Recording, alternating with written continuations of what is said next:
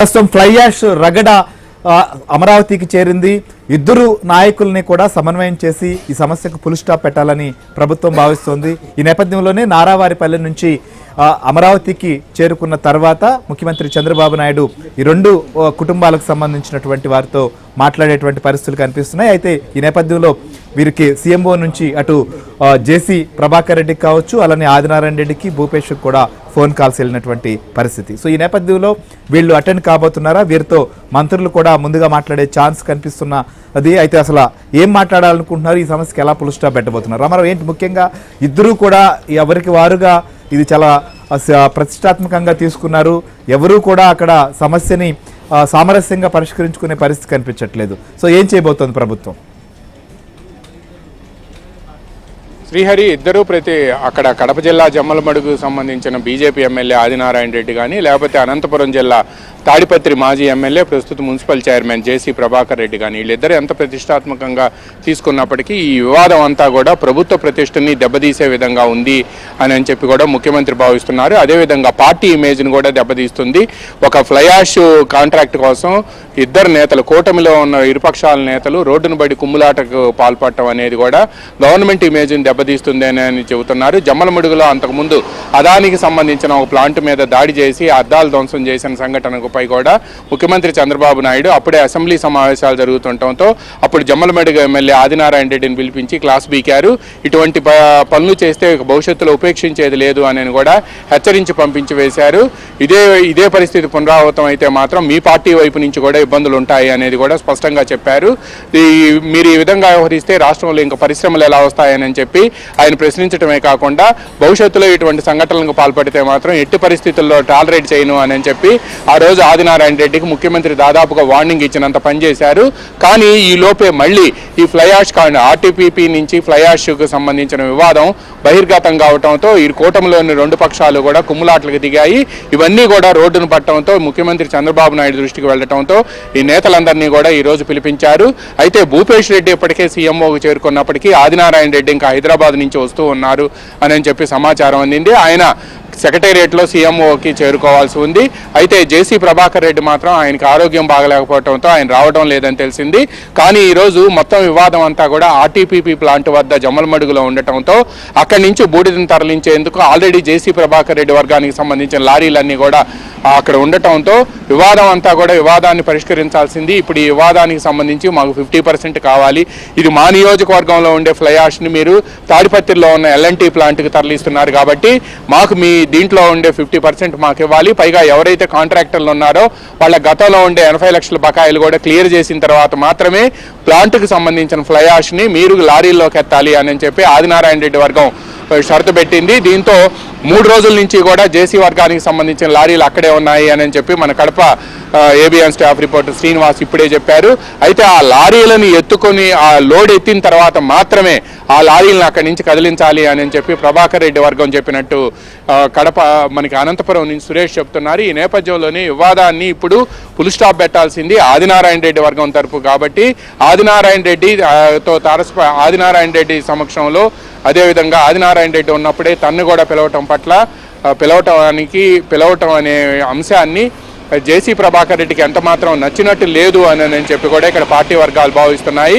అందువలన ఆదినారాయణ రెడ్డితో ఏం మాట్లాడతారో తెలుసుకొని ఆ తర్వాత తాను వస్తాను అని చెప్పి కూడా జేసీ ప్రభాకర్ రెడ్డి భావిస్తున్నట్టు తెలిసింది. ఆయనకు ఆరోగ్యం బాగలేదు అనేది నిజమే అయినప్పటికీ కూడా ఇరువురు నేతల్ని పక్కపక్కనే కూర్చోబెట్టి దీనికి సంబంధించి రాజీ చేసి పంపించాలని ముఖ్యమంత్రి భావిస్తున్నప్పటికీ కూడా ఈరోజు ఆదినారాయణ రెడ్డి, ఆయన కుమారుడు భూపేష్ రెడ్డి ఇద్దరూ రావడంతో ఎట్టి పరిస్థితుల్లో కూడా ఇది తమ ప్లాంట్కి సంబంధించి తమ వద్ద నుంచి వెళ్లే ఫ్లై యాష్ కాబట్టి ఇది తమ ఆధిపత్యంలో ఉండాలి అనేది కూడా ఇరువురు నేతల వాదనగా ఉంది. అందువల్ల పైగా జమ్మలమడుగు నియోజకవర్గం అనేది ఫ్యాక్షన్కి సంబంధించిన అంశం. తాడిపత్రి కూడా అదే పరిస్థితి. ఫ్యాక్షన్ నియోజకవర్గంలో వేరే వాళ్ళు వచ్చి జోక్యం చేసుకోవటం ఏంటి అనేది కూడా జమ్మలమడుగు ఎమ్మెల్యే ఆదినారాయణ రెడ్డి ప్రశ్నిస్తున్నారు. ఈ వివాదానికి ముగింపు పలకాలి. ఇదే రెండు అసెంబ్లీ నియోజకవర్గాలు కూడా మీరు అన్నట్లుగా తాడిపత్రి కావచ్చు, జమ్మలమడుగు రెండు ఫ్యాక్షన్ నేపథ్యం ఉన్న నియోజకవర్గాలు, లీడర్లు కూడా ఈ నేపథ్యం కలిగినటువంటి వాళ్లే. సో అయితే ఇక్కడ ప్రభుత్వ ప్రతిష్టకు దెబ్బతింటున్నటువంటి పరిస్థితి ఉందిగా నేపథ్యంలో. సో గతంలో కూడా మనం చూసాం ఎమ్మెల్యేలు కావచ్చు, మంత్రులు కావచ్చు, ఎవరైతే ఇటు ఇసుక కానీ మద్యం సంబంధించిన టెండర్ల సంబంధంలో కూడా సీఎం చాలా సీరియస్ అయిన పరిస్థితిని మనం చూసాం. సో ఇవాళ ఈ వీళ్ళిద్దరి మధ్య ఈ సమస్య ఒక సామరస్యంగా వీళ్ళిద్దరు కూడా పరిష్కరించుకోకపోతే ఏ రకమైనటువంటి చర్యలు తీసుకునే అవకాశం ఉంది? ఇరువురు పరిష్కరించుకోకపోతే మాత్రం ఇప్పటి వరకు ఎవరిదైతే కాంట్రాక్ట్ ఉందో దానికి సంబంధించి మాత్రం ముఖ్యమంత్రి స్పష్టమైన ఆదేశాలు ఇచ్చే అవకాశం ఉంది. ఎందుకంటే లారీలన్నీ అక్కడికి వెళ్ళి లోడింగ్ కోసం వెళ్ళాయి. జేసీ ప్రభాకర్ రెడ్డి గత కొంతకాలం నుంచి కూడా దీన్ని కంటిన్యూ చేస్తున్నారు.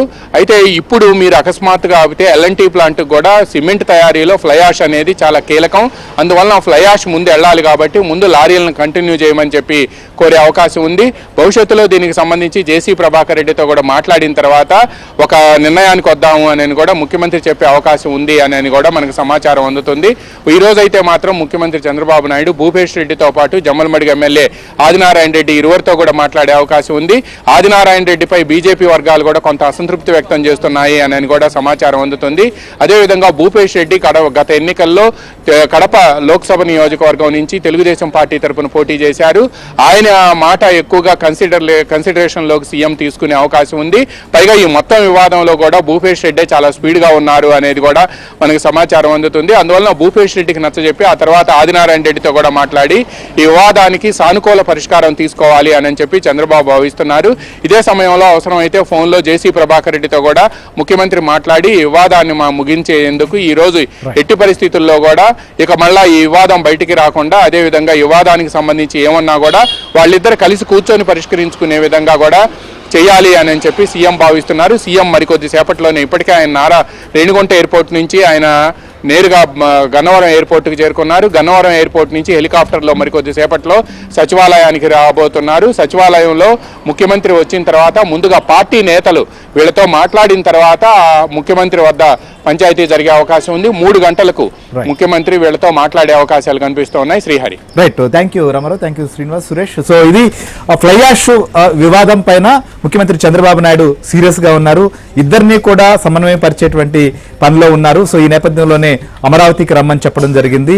ఇంకోవైపు తమ లారీలను ఆపి ఉన్న నేపథ్యంలో జేసీ ప్రభాకర్ రెడ్డి చాలా సీరియస్ గా ఉన్నారు. ఆయన సమావేశానికి అయితే ఇవాళ హాజరు కావట్లేదు. కానీ జమ్మలమడుగు ఎమ్మెల్యే సంబంధించినటువంటి ఆదినారాయణ రెడ్డి కావచ్చు, సుధీర్ వీళ్ళు వచ్చినప్పటికీ వారితో మాట్లాడి ఈ సమస్యకి అయితే మాత్రం పరిష్కరించాల్సినటువంటి పరిస్థితి ఉంది. ఒకవైపు బూడిద నిల్వలు పెరుగుతున్నాయి, ఇంకోవైపు సిమెంట్ ఫ్యాక్టరీలకు కూడా ఇది అవసరం కాబట్టి అక్కడ కూడా కొరత ఏర్పడే పరిస్థితుంది. కాబట్టి వీలైనంత ఇవాళ దీనిపైన ఒక పరిష్కారం అయితే లభించే పరిస్థితులు మాత్రం కనిపిస్తున్నాయి. అప్డేట్స్ కొనసాగుతూనే ఉంటే ఇప్పుడు ఒక బ్రేక్ తీసుకుందాం.